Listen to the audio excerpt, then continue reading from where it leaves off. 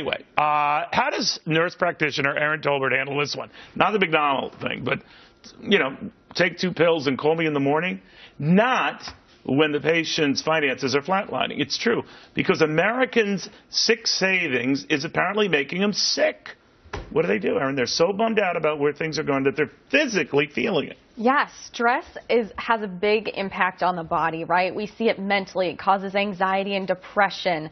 72% of Americans right now say they are stressed out about their finances. Stress has an impact on the body physically. It causes increases in stress hormones, which we see lead to high blood pressure.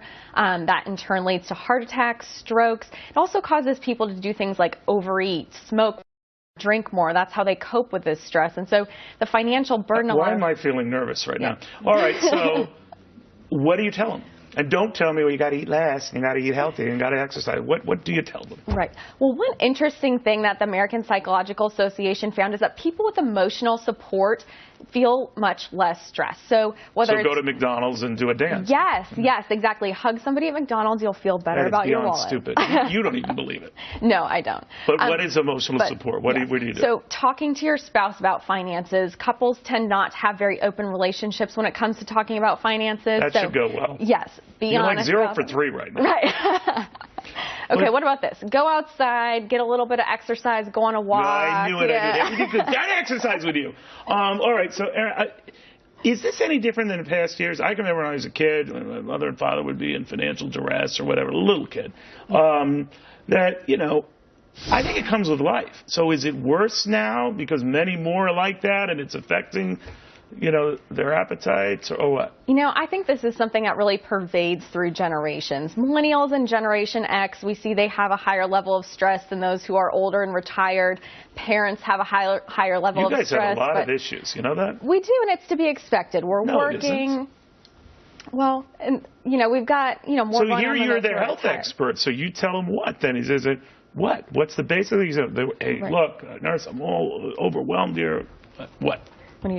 Well, one thing I have my patients do is get resourceful when it comes to paying for their health care. There are a lot of things, a lot of tricks you can use. You can go online and get coupons. So there's some unexpected savings. You can get coupons for health care? You can get coupons online. Like 10% off an MRI? No, actually even more. Sometimes if you contact, for example, an imaging center directly, say, hey, I don't have insurance, I need to pay with cash. There are websites that have prescription coupons. Even if you get creative about how you don't medications, that can save you money. For example, taking half of a pill of an 80 milligram medication as opposed to a whole 40. Yeah, but if the doctors prescribe, like, you know, the 80 milligrams, you're taking 40. I mean, that's like grandma with the dog food, isn't it?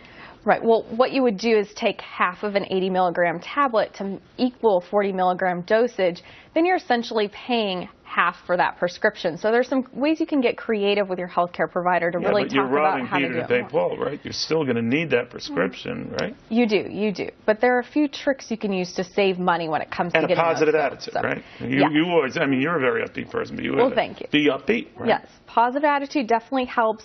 One study shows us that it's not necessarily the amount of financial debt that you're in, but how you deal with it that affects your health. So if you can maintain a positive attitude, you can mitigate the anxiety you feel about your finances. Even if you aren't doing well, it won't have as big of an impact on your health. I always say I don't like to be around negative people. No. I don't. They really annoy me, and they slow me down, or they lecture me on my weight. I don't need that. You know? You should go to McDonald's. Go to McDonald's. I will. I'll dance at McDonald's. Erin, thank you very, very much. Thanks for having me. She practices what she preaches, which is another reason why I really don't flip over that much. But anyway, do you want to know what a Hillary White House would look like?